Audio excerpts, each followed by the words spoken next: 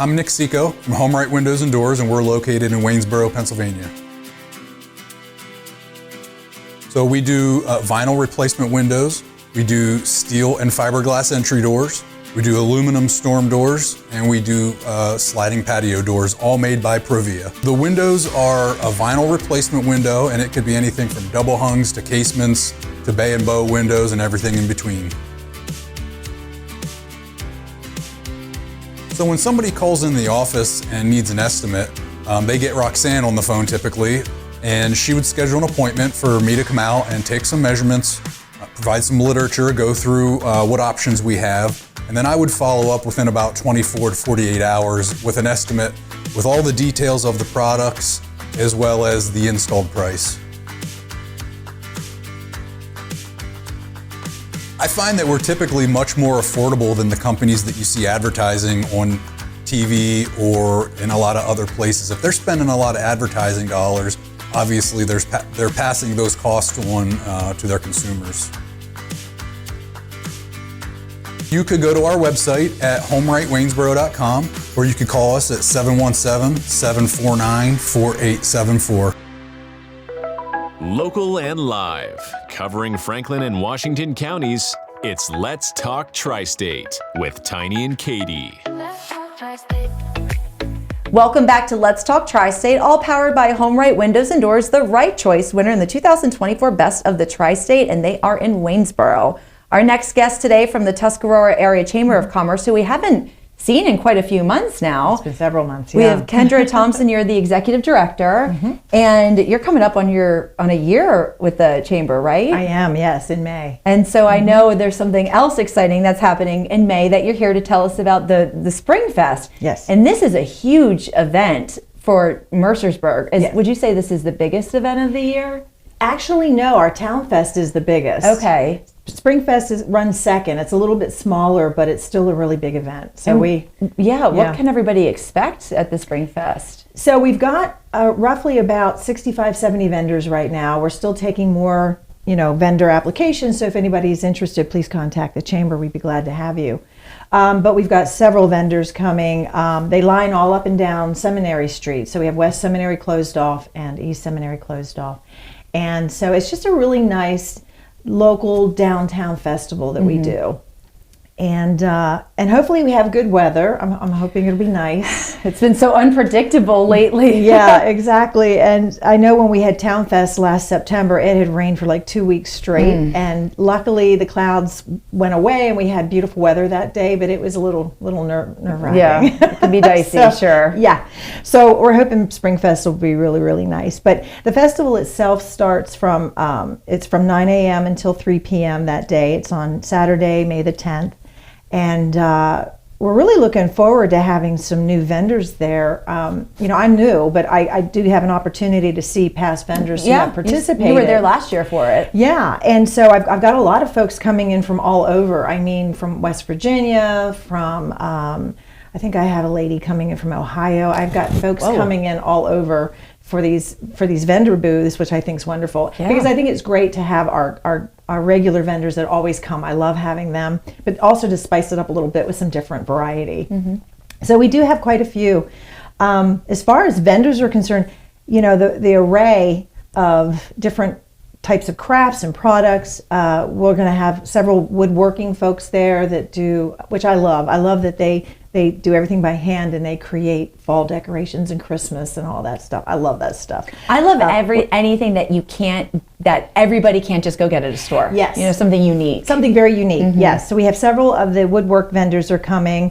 We have some cutlery vendors that'll be there. We have some 3D vendors coming, and they do those, now I'm not a gamer, but they do those like little statues of the video game characters and stuff because it's 3D printing. Okay. You know what I mean? I'm trying to think, when I was an educator, we used a printer. My last year was a 3D printer, and the kids made cells, like a replica of cells. Oh, yeah. And it was pretty really crazy. Yeah, that it was able to do that. Yeah, they do all kinds of different little, like you said, replicas and statues and all. I don't even know the whole scope of what they're capable of doing, but it's pretty cool. But they're going to be there too, and the kids usually always love that because they get to see their favorite video character come to life. Come to life, exactly. Yeah. We'll have candle vendors there, wax melts, jewelry. We have jewelry gypsies. They're coming. Lots of baker companies are coming. We've got Wake and Bake sourdough. They're going to be there. We have State Line Sweets is going to be there. So a lot of different pies and cookies and cakes, and of course Amish donuts is a big draw. They're going to be there too. We usually have a line, the whole way down the street for them. We have some of the historical societies will be there. Lay Masters will be there. Mercersburg will be there. I think Fort Loudon's going to be there too. And so we just have a really wide variety of different vendors that are going to be participating. So pretty exciting. The woodworking, wood crafting. That's not easy for me to say me neither. At all. Are they going to be doing any live demonstrations that day? I don't think so because it's going to be on Seminary Street. But I do know the one vendor goes quite a bit to like the Peach Festival, and he goes to some of the other festivals where they're on like a campground or they're in a field, and he'll actually like chainsaw stuff. Yeah, that would be so cool to watch. Yeah, I've actually seen him do it, and it is pretty cool. But we're not going to be able to have him do it at SpringFest, unfortunately. I think there'll just be too much wood flying everywhere. That would be kind of cool, though. But something I was just thinking about. That would be neat. It just sounds like there's something for everybody. All kinds of food options in regards. I know you touched upon the desserts. Are there going to be food trucks there? Oh, absolutely. Okay. Yeah. So we've got, and I made my cheat sheet so I don't miss anybody, because they have their own followers that come in, and I don't want to discredit anyone. So Nifty Eats and Treats is going to be there, and they have all kinds of different like lemonade and smoothies and all kinds of cool things. Ace Smoked Meats will be there. Dougie's will be there. Grill Billy's will be there. The Moo, Almost Heaven Concessions, Rita's Concessions, Jerk Chicken, Stoners, and did I miss anybody? Oh my gosh, how do you decide? I know. I know. Do that. And now the food vendors are all generally lined up in the square, which is nice. So they're all kind of centralized in one area. But I like to do taste testing, so I like to skip to each one and try a little something, especially with the barbecue vendors. Absolutely. Because they all have something unique, they don't all have the same stuff. It might be barbecue, but it's a little twist. They might have their own sauces or their own cheese, combo or whatever they put on there. I know the one vendor, and I won't say it, who it is, but when they have their food truck around Mercersburg, we always go. And because they're usually pretty prevalent throughout Mercersburg throughout the year, and he makes this pit beef, and he puts this melted cheese and grilled onions, and it is so good. What is it about a food truck? I don't know. Like the food is just so much better. I know. It comes out of a food truck. I know. And it's like when I'm looking at it, I'm like, well, that looks different. I don't think I've ever had that before. I mean, because I'm all about get your pulled pork, get your brisket, get all of that. But if you see something different, like with grilled onions on it or jalapenos and some sort of sauce I can't pronounce, I'm like, that's pretty interesting. Let's try it. And they're going to be there, so you're going to be able to get your grilled onion cheese concoction. They will be there. I'll be very busy, but I'm going to have them hold it for me, and I will get there when I can. Absolutely. So we have food, we have desserts, we have all kinds of vendors. Yeah. Is there any kind of live music or entertainment? There is. So we've West Seminary. We will have the Kids Zone, and this year we're going to have we'll have face painting. We'll have a bubble station. We're going to have Sandy Candy art for the kids to make. Sandy Candy. Sandy Candy. Sandy Candy. It looks like colored sand, but it's almost like your pixie sticks. Okay. And we have the little, what do you call them? The little test tube things there that has the cap on it so it's not messy, Mom and Dad. But they can create their own little Sandy Candy flavors and put it in the test tubes, and then that's theirs to I've never heard of that. I bet the kids go nuts they love it. That. That's cool. Because there's like 7 or 8 different flavors, different colors, and they just kind of layer it, and it's just interesting. I like they get a kick out of it. It's a great concept. But we have that. We have. I'm trying to get a rock wall there too. I haven't gotten the vendor to approve yet, but we're hoping to have a rock wall. And then Thompson's Karate Studio will be there to do a demonstration in board breaking, and that's a lot of fun. The kids like to break boards and all that good stuff. So that's going on in the kids zone. And then on East Seminary, Well, no, let me back up just one quick second. I'm not exactly sure where we're going to put the performers because we're still working on a nice area for them. So it may not be on East Seminary, it might be closer to the square. But we have, and this is a good segue into Acapella Unplugged.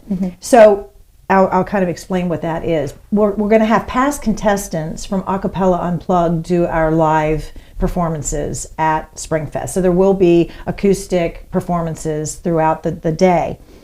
Later in the evening, after SpringFest, from 3 to 5, there will actually be the Acapella Unplugged open mic. And that is going to be held at the Mansion House. And this is important for me to kind of shout out to them because it's sponsored by the Franklin County Visitors Bureau. And they do Acapella Unplugged every year. And right now they're doing open mic nights in the area for contestants to come out and to perform acoustically. I think it's like 2 songs, 10 minutes. It can be a solo or a group.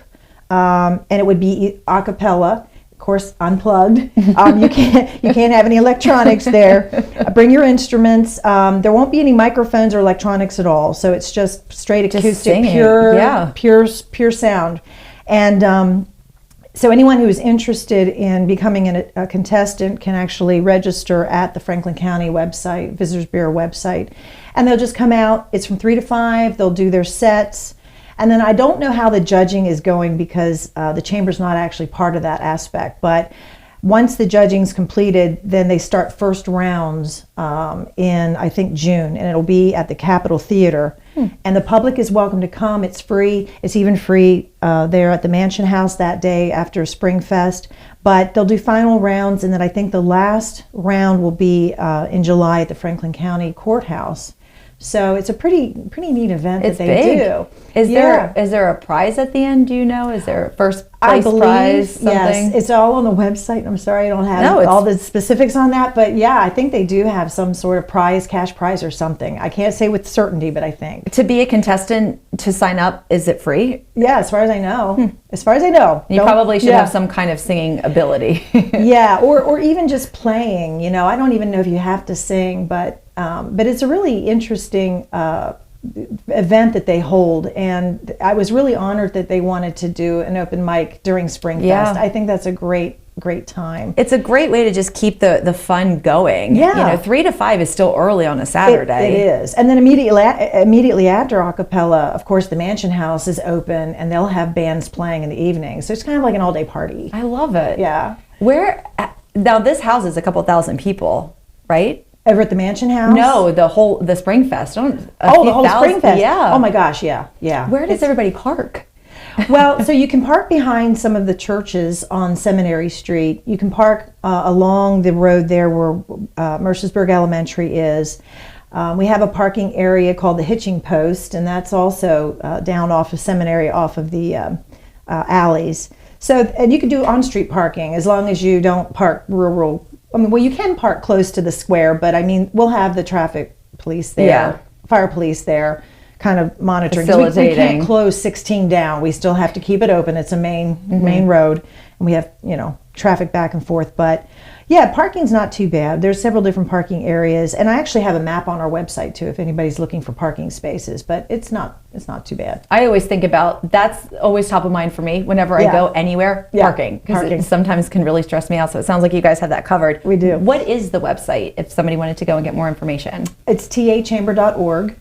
And you'll go to TAC events and you'll pull up SpringFest and it'll have all the information on there. And it also has the map of where all the vendors are. So that's good to know. If you're looking for a particular vendor or just curious to see, who's going to be there, you can pull up the map and you can see who's going to be participating. That's an impressive amount of venders. Yeah. 65 to 70. Yeah. And Mercersburg's such a tiny little town. It is. I mean, I'm curious to see where everybody's going to go.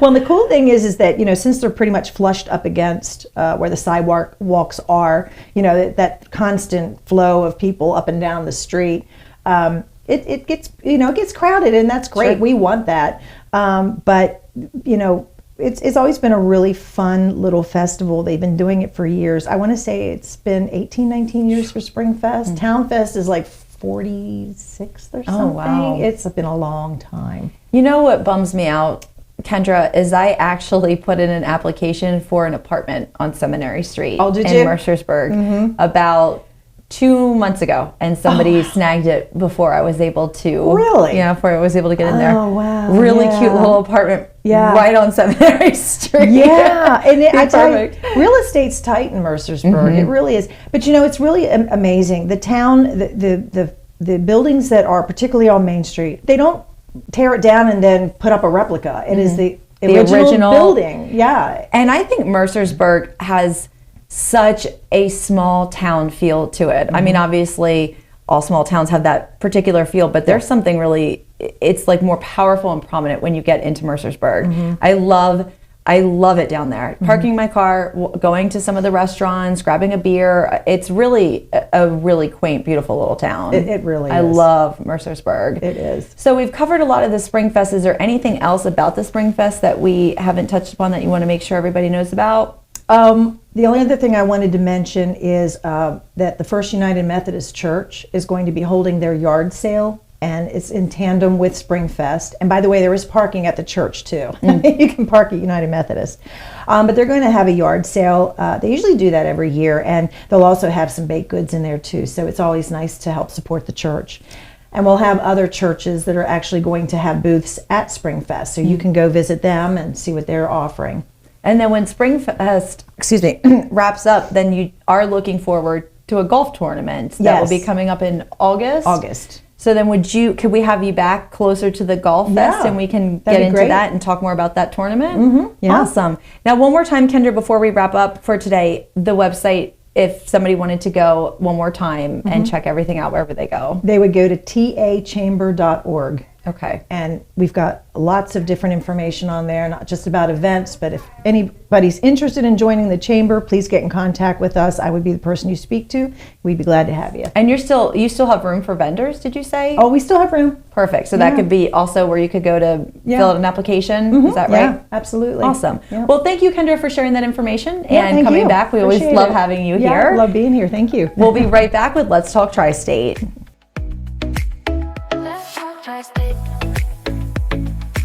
If you'd like to be featured on an upcoming episode of Let's Talk Tri-State, call 717-597-9200 or email letstalk@921thegoat.com.